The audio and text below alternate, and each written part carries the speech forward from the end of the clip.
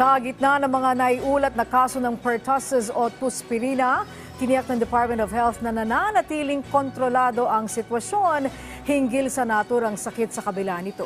Ang sentro ng balita mula kay Daniel Manalastas.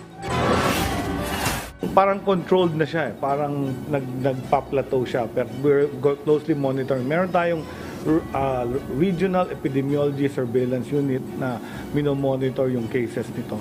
Yan ang pagtitiyak ni Health Secretary Ted Herbosa sa harap ng banta ng sakit na pertussis.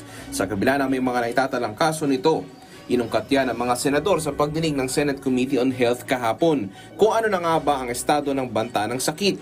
Ayon sa DOH, may kabuuang 862 cases na naiulat mula Enero hanggang Marso.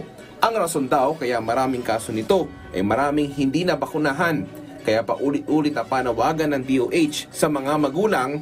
Sa lahat ng mga nanay, may mga bata na below 5 years old, dahil dito sa outbreak ng pertussis sa Quezon City, inaanyayahan nating maprotektahan yung kanilang mga anak sa paghingi itong tinatawag na pentavalent vaccine. Punta lang kayo sa health center at libre po yan, at kung ang inyong anak ay candidate or pwede bibigyan po yan.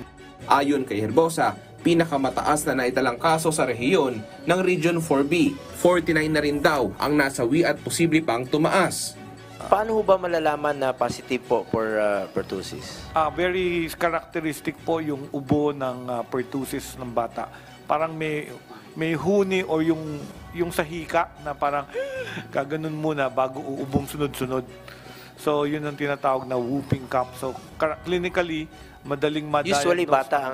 Usually po bata. Ilang taon po ang nagkakasakit? Below 5 years old ang ating target. Sabi ng DOH, kaya nilang makontain ang sakit. Sapat din daw ang supply ng bakuna para rito at umorder na sila ng karagdagang bakuna. Tiniyak din ni Herbosa na handa rin ang mga ospital at kakaunti pa lang sa ngayon ang mga kaso kaya hindi pa sila naaalarma. Daniel Manalastas para sa Pambansang TV sa Bagong Pilipinas.